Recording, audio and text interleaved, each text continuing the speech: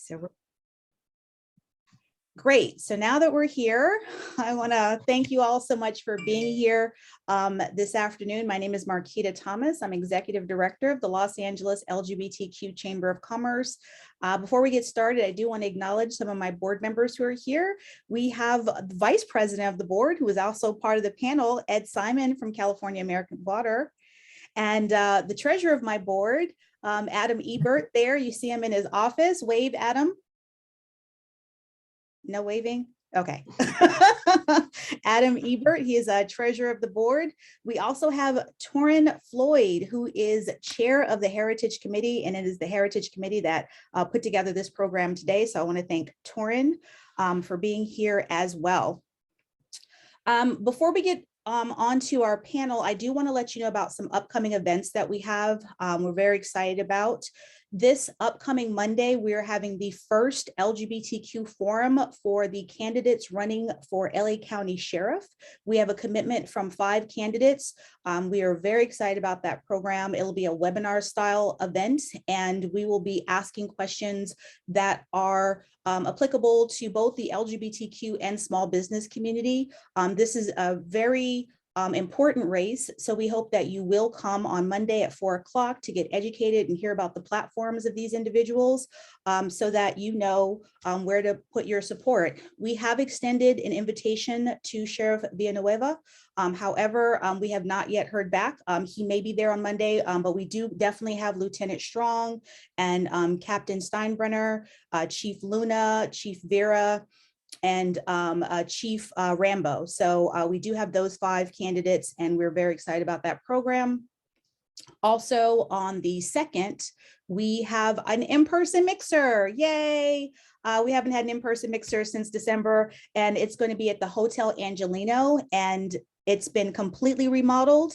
And so you'll be the first group of folks to see this beautiful, newly remodeled restaurant at Hotel Angelino, which is just over by the 405. It's a really great space, floor to ceiling windows, and it's just really extraordinary. So we hope that you'll come and hang out with us there. And so that is on the 2nd. And those are the 2 next pieces of programming that we have, and you can register for both at laglcc.org. So with no further ado, we're going to get into our panel. Again, I said this earlier, it's a really enviable panel of people. These are folks I've really wanted to have as part of our programming for quite some time. They all have just a plethora of knowledge and skills and history. And I'm excited for you to get to know these folks. And so what we're gonna do first is I'm gonna give each person an opportunity to introduce themselves. And so if we could just go around, and if you could please say who you are and what economic development means to you and how you further economic development in your role. And we're gonna start with Constance Anderson. I had a feeling you were going to do that, Marquita. Good morning. I think it's still morning. Yes, it is. Good morning, everyone. It is a pleasure to be here. I am Constance Anderson. I'm the president of the Center by Lendistry. The Center by Lendistry is a nonprofit arm of Lendistry. If you don't know who Lendistry is a for-profit small business lender. We basically became a lot more visible as a result of the California Relief Grant, the PPP programs, and so forth. We were the administrator over $5 billion to small businesses doing the California Relief Grant. And the center, I'm proud to say, assisted clients with about a little over $500,000. And the center is small. We are a nonprofit. So we were helping people with technical assistance to access those funds. And so how do I see economic development? I see economic development in the public sector as a process into which we're providing services to help those small businesses that are aspiring, those that are experiencing challenges, those that are in a mode of maybe trying to understand how to become more sustainable. And we do that by making sure that the unrepresented, the underserved, the underbanked have access to the services that we have. How much more do you want, Marquita? I can keep talking. That was perfect. Thank you so much for that. You're welcome. Next up, we have, I'm really trying not to call him Mr. Hale. We have Gene Hale. You're muted, Mr. Hale. You're muted. Yeah.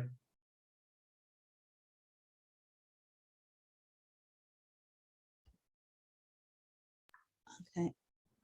Thank you very much for being here to listen to what I have to say, which is not going to be much, but hopefully it'll be beneficial. How's that? Yeah, I'm Gene Hale, founder of the African American Greater LA African American Chamber of Commerce, commonly known as GLAC. We also created the GLAC Education Foundation too, where we give scholarships out to students. I'm also president of GNC Equipment Corporation, president of GNC Corporation with headquarters here in Gardena, offices in San Francisco, Washington, D.C., a couple of spots. What does economic development look like to me? Economic development, I think, is the creation of wealth from which communities' benefits are realized. You know, it's more than a jobs program. It's an investment in growing the economy and also enhancing the prosperity and quality of life for all residents. So those are the kinds of things I think that we can do as a chamber and as individuals to make sure that our young folks are included in our path to glory, as you might want to call it, in other words, the path to success, because they need mentoring as well. But those are some of the things that we do. And what does creation of wealth mean? You know, we want to be able to have generational wealth that we can pass on. So those are the kinds of things I think that we have to really talk to our kids about, our family members. And so, but for me, that's what economic development looks like. Thank you so much. Before I move on to the next person, I would be remiss if I did not mention that this amazing program is sponsored by California Water Association, one of our esteemed corporate partners. And we thank you so much for their support. And on to the next person, we have Mr. Ed Simon. Good afternoon, everyone. I think it's afternoon. I'm in St. Louis, Missouri, so I'm 2 hours ahead of you there in California. So I'm saying afternoon, but I think it's still morning there with all of you. I think it's just before noon, but I'm Ed Simon. I'm the Inclusion and Diversity Officer for California American Water. Our parent company is American Water, which is the largest investor-owned water utility in the U.S., water and wastewater. And I'm really proud to say that I'm vice president of the board, as Marquita mentions, and really excited that this program is happening with our new committee led by Torin and others. So thank you very much for coordinating this. I think it's very timely that we have this discussion. And I would say in my current role as the Inclusion and Diversity Officer, I'm also responsible for supplier diversity, which I'll talk about just quickly here in a second. But I ditto what the other gentleman said with regards to what is economic development, right? But it also, in my opinion, is anything really that the community fosters and creates that creates a healthy economy under the auspice of the whole economic development umbrella. So anything that the community does to focus on wealth, as the gentleman mentioned, I think is economic development. Me personally, in my role as the Inclusion and Diversity Officer for California American Water, we did an economic impact report in 2017. If you follow the commission at all, they are wanting to include that as part of ongoing regulated utilities to identify what is the economic impact of your supplier diversity efforts. In 2017, just quickly, I'll share a few numbers with you. Our program created 264 jobs. It was $14.4 million in total compensation. I'm looking at my report here. It also added $25.8 million in total value add. And the total output of that, if you add all the numbers together, was about 43.3 million in total output that generated generated economic impact in California as a whole, because we cover the entire state. So that's where I'm at, Marquita. Thank you for, again, coordinating and moderating, and thanks for having me. Thank you for being here. And we're going to round out our panel with Mr. Cornelius. Okay, thank you, Marquita, for having me. And I'm really honored to be here and to be among our distinguished members. This is awesome to hear. I am the Senior Director for the Center of Regional Economics for the Milken Institute. And in that role, we advise heads of states across the United States and globally on economic impact and quality of life related to poverty and development of businesses, small businesses in particular. Prior to this position, I was the deputy of the US SBA under the Obama administration, and I currently serve on Exim Bank's board in the Biden administration. I also serve on Biden's Economic Development Advisory Board when it comes to, I chair the Intergovernment Relations Department, which is overseeing 13 different cabinet level positions. So economic development to me is everything. It's the ultimate freedom. We have the right to vote. We have the right to be in the positions that we're currently in on this panel. But true equity, true freedom is equity, it's ownership. It's being able to pass on net worth to generations after generations and building a equal net worth to those of the major populations.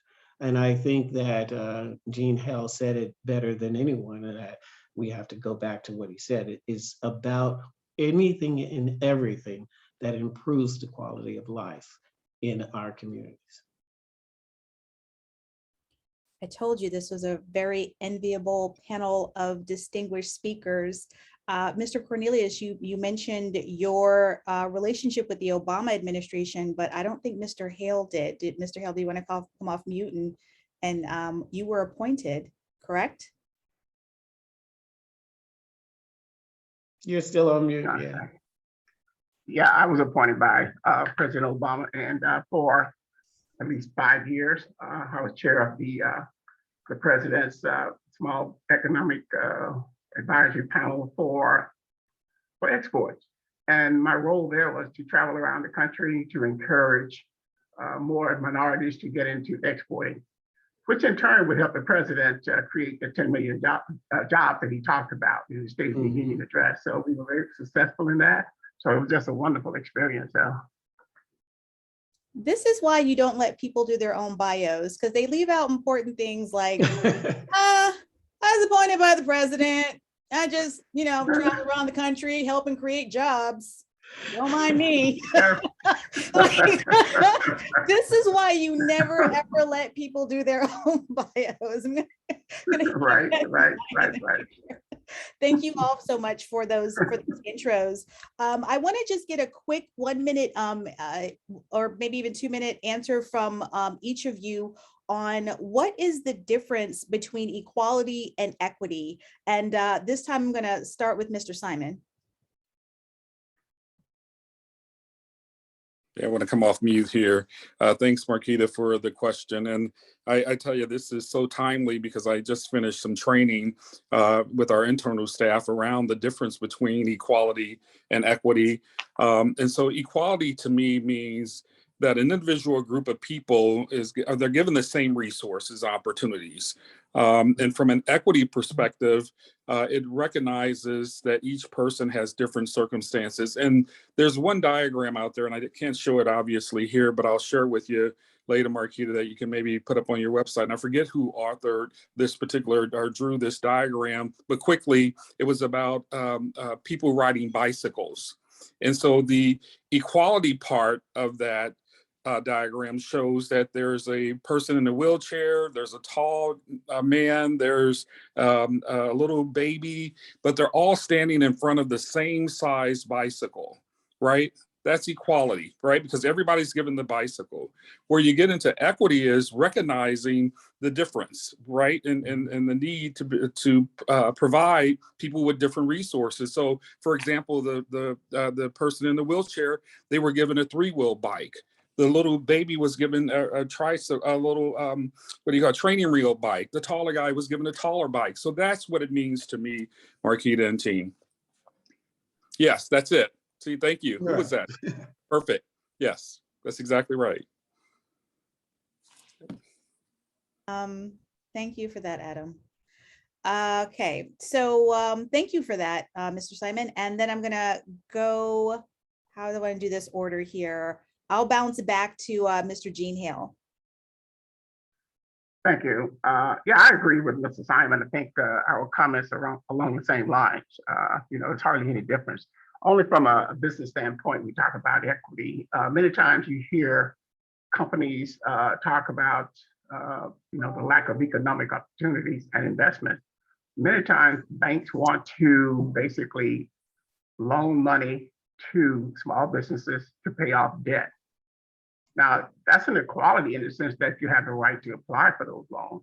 But what the companies really need, they need equity money. And that's where we don't get companies looking at small business in terms of an equity position, which is what they really need to grow. But other than that, I think that Mr. Simon is right on with his comments, and I wholeheartedly agree with that because, equity does recognize each person in different ways. And so equity does the same thing, but equality has different circumstances, is what I just talked about. So, but basically I think that's in a nutshell for me. Thank you. Ms. Constance Anderson, the difference between equality and equity. Thanks, Marquita. Very, very similar. My response is equality treats everyone the same, but equity recognizes the difference. And to Mr. Simon's, it's so funny. I also have a little graphic, but it's 3 people. And I should have sent it to you, but I'm going to try and describe it. There is a taller man, a shorter person, and an even shorter person. The idea is they're both looking over a field at a baseball game. But they're short, some are shorter than the others, and they need different tools to allow them to be able to see over the fence to see the game. So the idea is meeting them where they are and providing them with the tools that are needed to take it to the next level. So that's my comment, very similar to Mr. Simon. Equality treats everyone the same, but equity recognizes their difference and their gifts that they bring to the table. Great, Mr. Cornelius? I would put it in 3 buckets. For the general population, I think it's a matter of ability to participate, and the owner equity line would be the ability to participate in the decision making.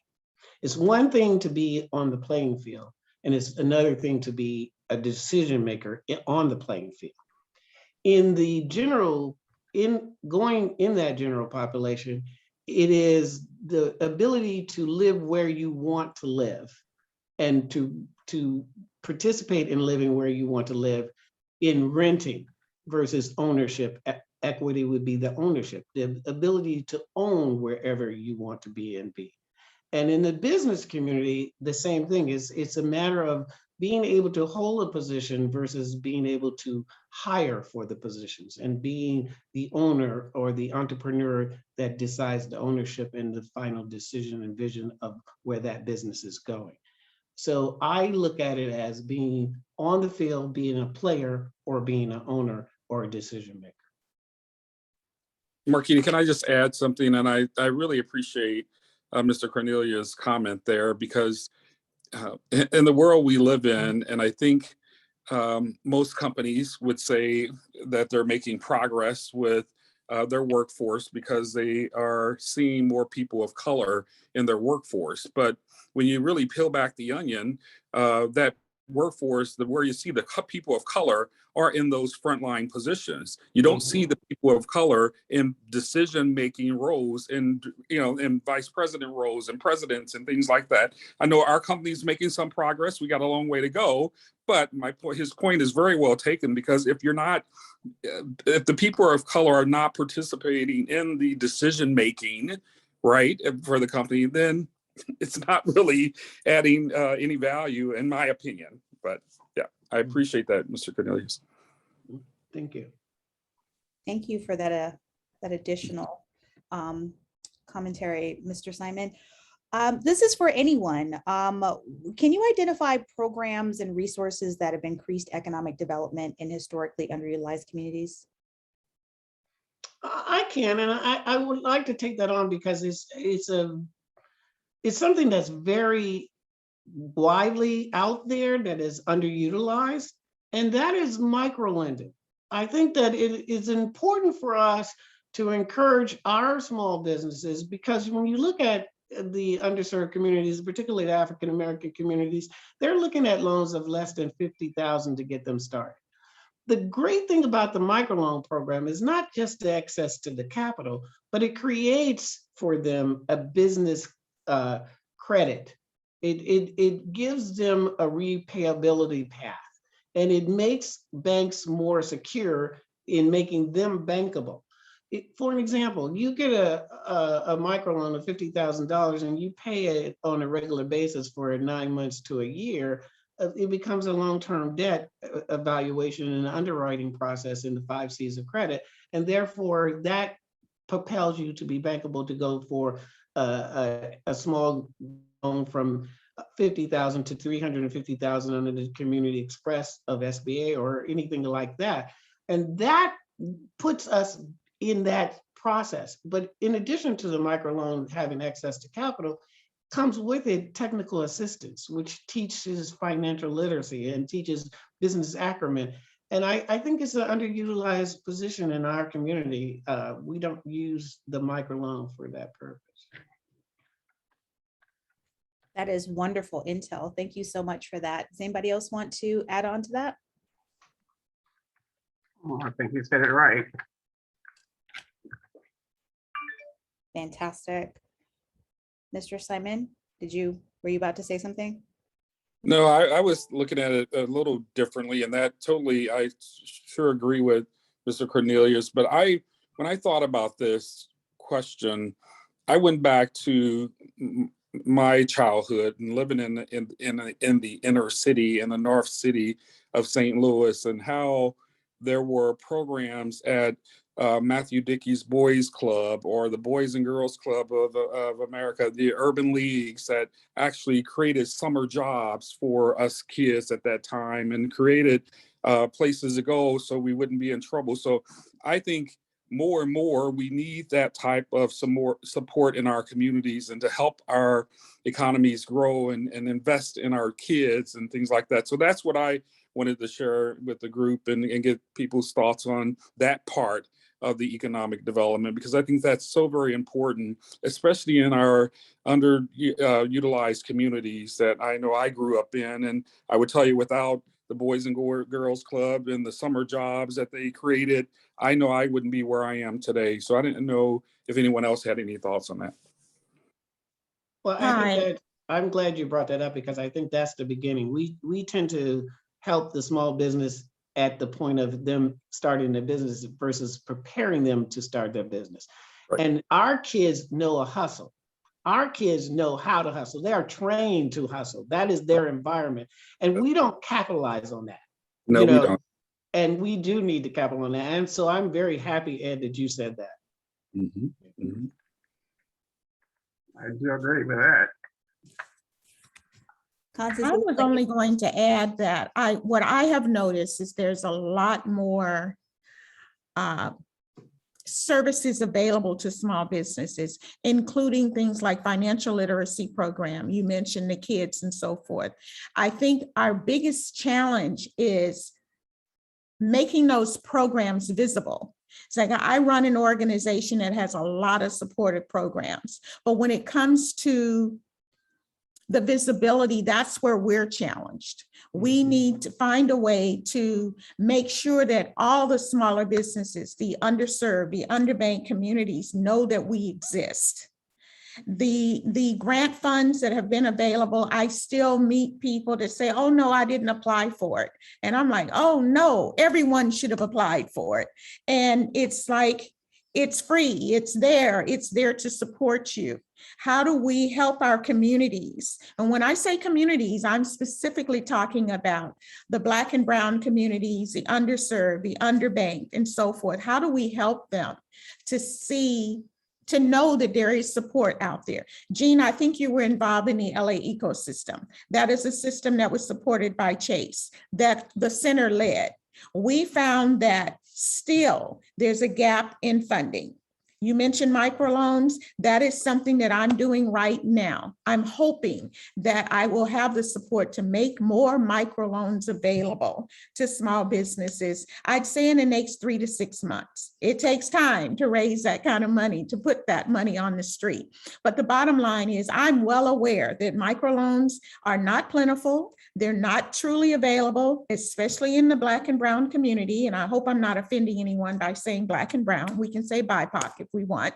But the idea is there's a lot of services that are out there, but the people that really need it don't know that the services are there.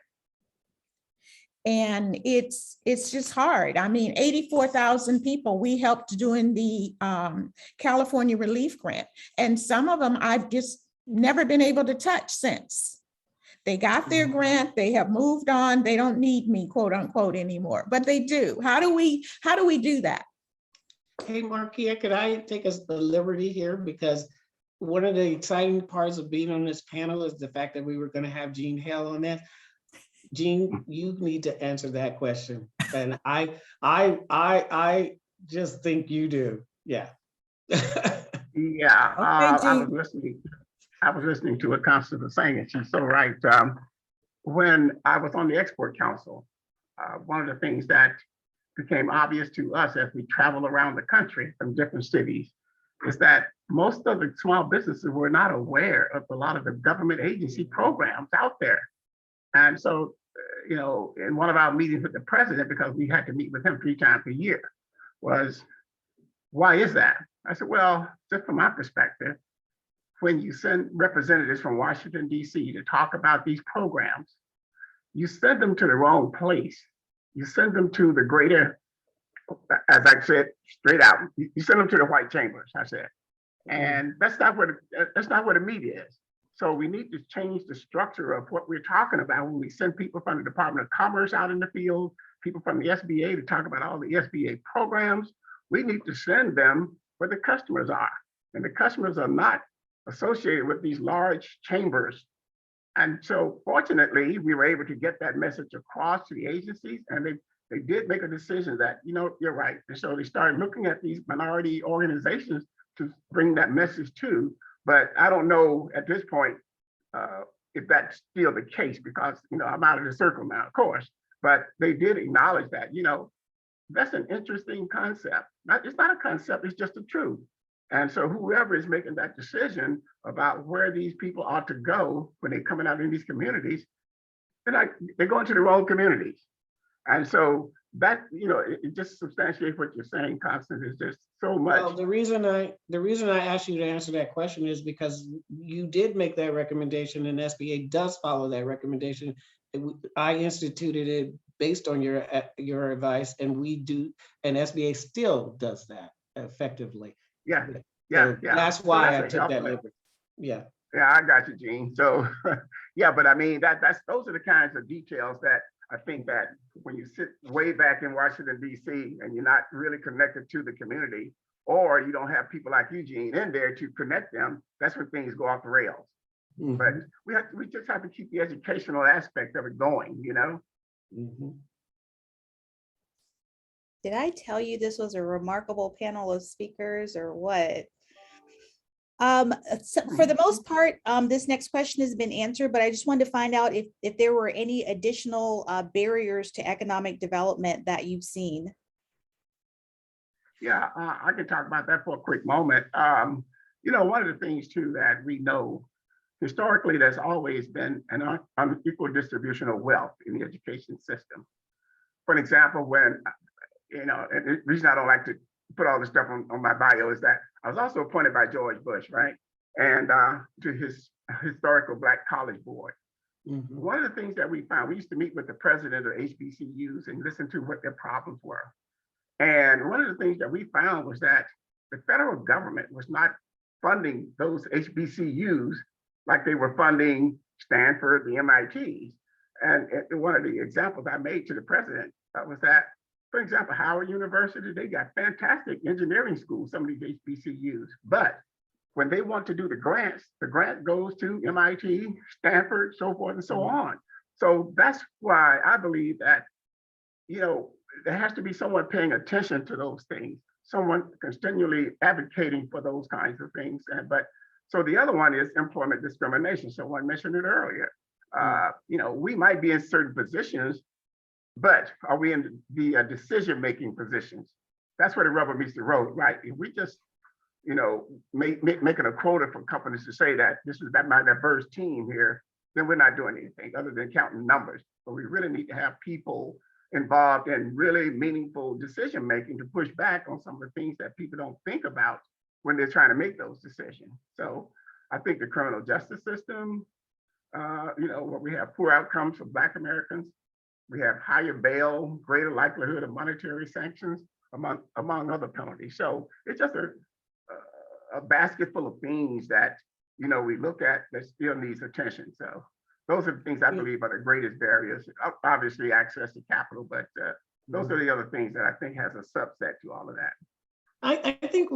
I think access to capital is really the major, because when you have a flow of capital, you have social equity, you have alternatives, and you have collaborations, and you could deal with the social issues and the injustices that go on when you have capital.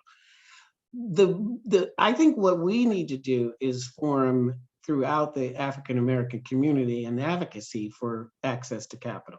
And we need to attack first the underwriting policies of banks.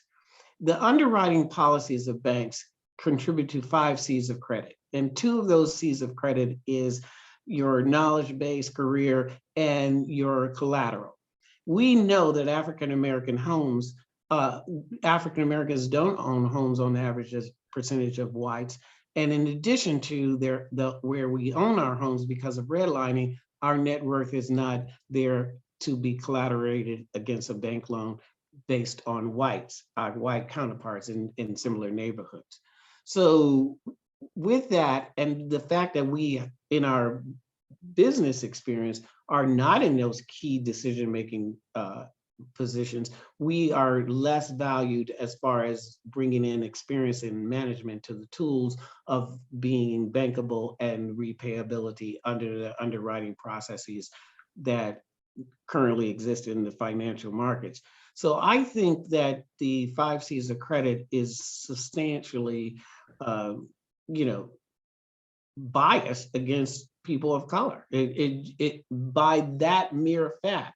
And the fact that home ownership now is going to be even harder to get, and their supply is down and their interest rates going up, and our kids are coming out of colleges with debt twice the amount of white and non-people of color debt, we are going to have a drop in net worth over the years when we look at 5-7 years out for those people who are looking to either start in the workplace or start their own business between the ages of 27 to 45 right now. So we gotta look at this very seriously. And we don't have time to fix all the problems. So we have to go to the core and the root. And the core and the root is access to capital and breaking down this inherently biased underwriting processes that banks are using against us.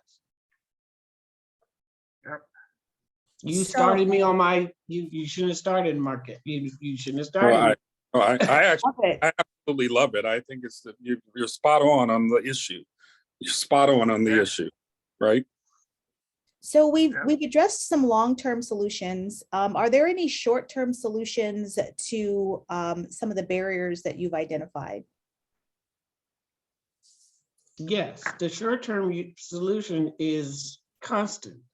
Organizations like Constance need to be visual, and we need to get her into our community. She needs to be webbed into the fiber of our churches, of our communities, of our political leaders. Our people need to know her. We can't keep her and her kind of business as a secret. That is the short term. Every one of us should be becoming the PR for organizations like Constance, because that is what we need in our community, and that's the short-term remedy. Wow, that was a pretty Wow. incredible commercial. I've got this recorded, Incredible. Constance. I've got it recorded. So that is your new commercial. I'm gonna. Thank pass it you, over to you now. Eugene. Thank you, thank you, thank you. Jean Hale Glack is a partner of the Center and Lendistry. So we do work together, but I appreciate, Eugene, what you just said, because one of the comments that I was going to make is Lendistry is a fintech. Lendistry's mission is making loans available. I looked at our intranet this morning. We are back in the market of making loans. Lendistry is headed by an African-American. The nonprofit is headed by me. And together, we hope to make a difference. We want to end the gap of wealth. I'm looking at an event that Everett did yesterday, where he's constantly trying to talk to the masses about what we're able to do. I think we are a proven source now. It's a matter of making sure that the people that weren't listening to him or are not here today know that they do have an alternative to a financial institution. That's my skill. And I did my research on you. I didn't give you that glowing report back just off the hand. And that's what we need. We need an alternative. And that's what you're providing. And you're providing that with financial equity, and literacy. It's not just giving them the money, it's teaching them how to use the money. And that's what we need. That's the short term that we need. That's what we need. Yeah, Constance, don't be surprised when I reach out to you, if especially wearing my supplier diversity hat, on how we educate small, diverse businesses on lending and getting access to capital. That's huge. So I will definitely reach out to you shortly after this discussion. As they say, bring it on. All right. Bring it on. Yeah, Dustin's ready. He's ready. Yeah. Sorry about that. I didn't mean to cut in. Ed, since you brought it up, do you want to, for anybody who doesn't know what supplier diversity is, do you want to talk about that and how that could be intertwined into economic development? Sure. Well, when you think about supplier diversity, and I'm speaking from a California perspective, because that's really what I know for the last 12 years or so. Regulated utilities in the state of California, and our regulator is the California Public Utilities Commission, strongly encourages, and usually when a regulator strongly encourages you to do something, you usually do it, that you have, if you're a $25 million or more utility, that you have a supplier diversity strategy program to bring small, diverse businesses to the procurement table. And so we've done that at California American Water, as well as California Water Association, successfully. Are we where we ultimately need to be? No, but a great progress has been made. So Constance, when you talk about Lendistry and what you do there, we have also outreach programs and technical assistance programs where we can working with you, develop some sort of webinar, some sort of conference around financial literacy, right? And bringing all of these diverse individuals to the table to hear and listen and learn, not just Black folks, not just Hispanic folks, but Asian, Native Americans, and everyone coming to the table to listen. I know that, and we know this is probably why we're having this in Black History Month, where we see the struggle is with African American businesses, right, and African people of color. But that's really what supplier diversity is about. It's really saying to our utilities, you need to include in your procurement process. And one last pitch for California American Water, we just finished our numbers and we're at 47.8% of our spend is with diverse suppliers. And we're really, really proud of that. And I would tell you CWA average is about 32% as all of the regulated water utilities in the state of California. So much work to do, but Yeah. I'm really looking forward to working with you, Constance, to get the word out about what you do. Well, I hope that you will use your power in supplier diversity to take on Senate Bill 209, because it is stopping the 9th largest economy of the world, California, from applying that same strategy to minorities and people of color in their procurement operations. And I think we need to be mindful of what's going on in our California legislation and what it is doing to us. Prior to SB 209, when you could use diversity in the procurement operations of a contract in the state of California, public entities like the city of San Diego had 26 to 32% of their procurement going to people of color, Latino and African American. After the passage of 209, that went down to 2%. Wow. Okay. Wow. We need to be mindful of what is going on in the federal government. Under the Bush administration, and Gene, I still think you did remarkable things in that position as well. You know, I'm sorry, guys, I have goosebumps because I'm on here with Gene, and you know, this is important to me. You know, we all have our Gene and Gene, yeah. right? Gene and Gene, right? Yeah. Yeah, you know, and one of the things we did was we looked at the $500 billion that the federal government spends. 23% of that set aside to small businesses. You know, 5% set aside to women-owned businesses. If we can get our legislators here in California to implement such a thing, or even to create a small business ombudsman in each of the cabinet level positions to secure that African American and people of color have access to opportunities, because we're talking about access to debt, which is one side of the equation, but we also have to have access to opportunities in procurement so that they can pay off that debt.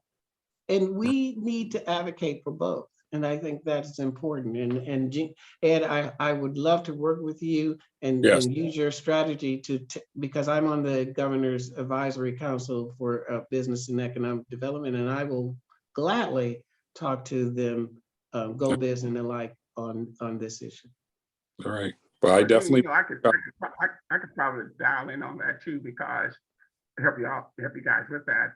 I'm on the Governor's Minority Opportunity Small Business Board. So, you know, he's charged us with finding opportunities for African Americans. And so maybe we could, you know, loop this in. I have a meeting with him, I think, in a week and a half from now. And you know, maybe that if you guys give me a little talking point, maybe we can talk with him about that as I go along with some of the subjects that I want to discuss with him. I will gladly do that. Yeah, I will too. So Marquita, can you link the four of us together with emails so we have email addresses? Because it would be nothing would make me happier. I will absolutely make sure that you all have each other's information. I love how Mr. Hale is just like, I don't know, I think I'm meeting with the governor and I'm making a weekend. I really share on the date. Could be a week. Talking to you, brother. Just like talking to you, you know. I think we should probably all follow Gene around the country. That's right. I know. Just creating jobs, don't mind us, you know. Yeah. I know. I like that idea. They say I'm just that's all, you know. Amazing. I just wanted to add one thing about the supplier and diversity. Last year, I created a program with Metrolink here in California, and they travel across counties. We created a program that said we would help the clients to get certified to do business with Metrolink. Metrolink liked the program so much, it is now a 3-year pilot program. It consists of getting a number of people contract ready to do business with Metrolink, helping them to bid on a contract with Metrolink, marketing that opportunity, making sure they have the capacity to run the bid or to manage the contract, and so forth. And that's something that I think we can take on the road. Absolutely. Yeah, well, Take it on the road. let me add, I'm sorry to break in, but one of the things, and you said about not telling your bio, and I forgot something very significant. I worked with the National Gay and Lesbian Chamber to create Business Builder. We got the certification of people that could do federal contract in the gay and lesbian community up from less than 200 to over 2,000. We got over $15 million in contracts in 1 year. And the Harvard Business School gave us the award for innovation in government for what we were able to do in bringing in inclusionary. And since then, we have had triple those numbers of participation of the gay and lesbian community in federal procurement. And we took that to 13 different cities initially, and it wound up being 23 cities under the Obama administration. So Wonderful. these things are in place. The question is, do we want to do them? And how committed are we in doing that? We just have to be prepared to go where we won't normally go. Great. Great. I think we have to get some of our Black legislators involved with these things too, to help give a push. I think that, if we don't do that, someone in a position of power, that has the governor's ear to make these things happen, because as you know, bureaucracy anywhere is like trying to turn a big ship, right? So you gotta have someone in government to really just make sure that that this thing goes the way it's supposed to go. But we have to have that help. So most of the things I've done, I've always tried to be inclusive of having some senator, congressperson involved with it to make sure that we can get it through. Otherwise, it just goes on at the bottom of the pile eventually. That's very true. And as we start to wrap up our panel, I just want to give you all an opportunity to give any last words or anything else that you'd like to add that hasn't been covered yet. Well, I would like to say that thank you so much for letting me be on with Gene. You don't know how important that was to me. That is extremely important to me. I do, and I get motivated by people who are doing things, and that has been my honor. So I just want to I appreciate that. It was important to me to have all of you all have contributed in so many wonderful ways. And so I was so glad to be able to have all of you together. Mr. Cornelius, I met you years ago at an NGLCC event. I believe it was out in the middle of nowhere. I don't know, it was out in the middle of nowhere, and you spoke, and I came up to you afterwards, and I was introducing myself, and you said, "I know who you are." He said, "I know who you are. I've been following you for a while," and that just really meant the world to me. So I'm just really glad to be able to do programming with you. Obviously, Ed, love the work that you've done and all the amazing work that you've done. Leading the task force on the LGBTBE spend goal. You did an extraordinary job, and I'm very thankful to you. And Constance, all the work that you did even before Lendistry, PCR is just amazing. And Mr. Hale, you're just a celebrity in so many people's eyes. So again, want to thank you all again for being here. I do want to open up the floor to any questions that haven't been asked that any of the attendees would like to ask.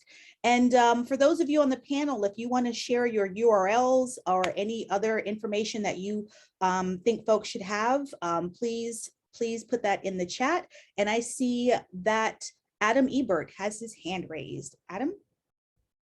Hello, thank you. First of all, this has been amazing. So I have, I guess, two-part question so that anybody can answer it. So the question is, what things can we be working on specifically here locally, in terms of like the chamber and all that kind of stuff. On the policy level, locally, if you guys have any suggestions of things that we can advocate for either on city level, municipal, or county level. And then in terms of our programming, what would you recommend in terms of being the balance between programming that goes wide to kind of try to touch as many people as possible and programming that goes deep, similar to what Black does with their education fund and their scholarship program, where they just have such close contact with the people that are in that program? Well, go ahead, Constance. I'd like to jump in and just say that the center right now has what we call on-demand courses. Those on-demand courses are free. There are 44 of them. They're, let's see, all you really need to do is go to our website, click on the link, pick the class that you'd like to take it at your convenience. This is what we call meeting the small business owners where they are. So that means that you can take a class at 2 a.m. in the morning or 9 a.m. at whatever time. And right now those classes are free. None of them are more than 2 hours. The majority of them are an hour and a half, and they cover things like business plan, using QuickBooks, marketing, social media, how to upload documents, which was added during the pandemic because people didn't know how to load documents into their computer and apply for grants. So my goal is trying to meet clients where they are and making sure that we have the services and the courses, topics that are available to help them to move to the next level. So on demand, and in addition to that, of course, we have 12 business advisors that are skill set specific to help clients. That is also free. That you can do on the website as well. We send you through a few minutes of a course to figure out where you are. We ask a few questions, and then we assign you to a business advisor and we move forward. I hope I didn't take up too much time. Thank you for the opportunity. Yeah. But Okay. Carson, I would say that to answer Adam's question, Adam, you should create a ecosystem, where you have a monthly call where people come in and provide their free services. Constance in her training programs for your small businesses, the Small Business Administration and their technical assistance programs, Commerce, get our community exposed to federal governments, because there's a lack of trust. And if they trust you, they will be able to take advantage of what's free and available through them, because you become the facilitator of making sure that happens. And if you could do that on a monthly or quarterly time frame, that would be excellent. As far as local policy, we talked about access to capital and access to opportunity. The biggest blockage of our small businesses going from informal hustles to formal businesses is the processing and licensing and certification. We need to have a streamline. We need to talk to the local jurisdictions about streamlining their business applications and their certifications so that our community can take advantage of this and take out some of the inherited biases questions that eliminate or turn off our community from even to apply. I think we need to do both of that. I think somebody's on mute. Tony, are you saying something? Oh, we're gonna get to Torrin in just a second. I think he's he's been nodding in agreement through most of this presentation because it's been such great information. Thank you for that input. What I will say with the chamber is we are implementing a lot of these things. We're creating a video library on our website so that our small businesses can do just that. They can, the information is evergreen and they can get that information at 2 o'clock in the morning. And we're also implementing a mentorship program. And the LAGLCC actually has an MOU with the Small Business Administration to continue to share resources of the SBA with the LAGLCC. So thank you for that intel. And I think you mentioned one other thing that we still need to implement, but yeah, that's really, really great information. Adam, was your question answered in full? Amazing, thank you. Next up, Kristen. Hey everybody. So amazing panel and super informative.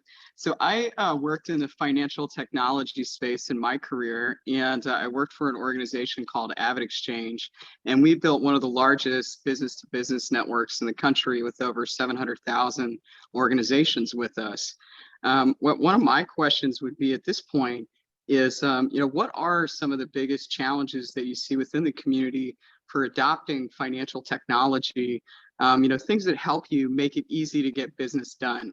I used to go on tour and talk about that around the country, and that's something that fascinates me about various communities, are what are those adoption challenges that we're having? Financial technology exists. So is there issues with people not knowing about it? Is there issues with hardware like laptops or access? Like, what are the top things that you guys could advise me on? Can I answer you politically or I'll answer answer you that. correctly? If I answer you correctly, it's the messenger. It's who you're sending into our community to give that message. Our community is going to be, one, nervous about financial anything. Technology is going to be frightening to them. If they don't have someone that looks like them, that can relate to them, that can relax those fears, to get them over the hump so that they can know what it is you're exposing them to, you're not going to get through. So we have to have diversity in the financial and the technical sectors. That diversity has to be there, where our community see people that look like us, and we are willing to leave some of our defense mechanisms and relax and be able to absorb the information. But if you come in with your culturally different blue business suits, you're gonna have barriers. And and I would also say, make it affordable, right? I mean, if it's, it's one thing to say you have this technology that can help my business do all of this stuff, but then it's going to cost you $1,000 a monthly fee to do it. Then that's going to throw folks off. So make it affordable. And I don't know exactly what you are offering, but if you make it affordable, I think you'll hear to have folks participate more. I want to be mindful of time, so can we move on to Torin? And I know that you all, I know the panel was supposed to be over at 12:30, so I just want to be mindful of We're your fine. I'm fine. Go for it. Okay, Torin? I honestly, I just wanted to say thank you so much to each and every panelist that is here, because this is honestly a dream come true of mine. I'm the youngest African-American board member on the LA GLCC, and that was another dream of mine, because these conversations are so important to us that I was just honestly tired of living in a world where I felt like we didn't have the solutions. So to know that from George Bush to Obama to all the way now to Joe Biden, I just personally thank you guys. And I personally thank Marquita for bringing you all together, because this has made so much change. And the fact that we will be able to repurpose this and be able to assist you guys and ourselves as a community of enriching and resourcing, changing the narrative. I'm so honored, and you guys really have continued to inspire me to keep going, presenting more programming like this, and really marketing it to the people, because I'm around so many people. I'm 31, so I'm around so many people that could really benefit from this. So I really, again, I done cried twice, but I thank you guys so much for being here. And in any way that I could be of service to you guys, I would love to be, and I will be out there continuing to do what you guys are doing. And so thank you again. And thank you, Marquita, and thank you, Edward, for being here. Really, thank you guys. Yep, absolutely. Well, I cannot wait to repurpose this over and over again, because this has just been an amazing program. You all, I echo Torin's sentiments, really appreciate you all being here. Mr. Hale did have to jump off, but I will connect all of you. Really, thank you. And I'm sure I'll find another reason to bring you back, because there's still so much to talk about, right? We just scratched the surface today, but this has been a really robust conversation. And again, I thank you. We're actually going to move into the next portion of our program. We're going to have elevator pitches from our attendees. Those of you who are on the panel, I know that you're all busy, so feel free to take your leave. But if you want to stick around and hear from our attendees, we'd love to have you, but completely understand if you need to get to your next meeting. Again, thank you so much. And until next time. Thank you. Thanks, Marquita. Torin. Thank you all. Yes. Thank you. Thank you for having us. Thank you. Bye. Bye-bye. Okay, I'm gonna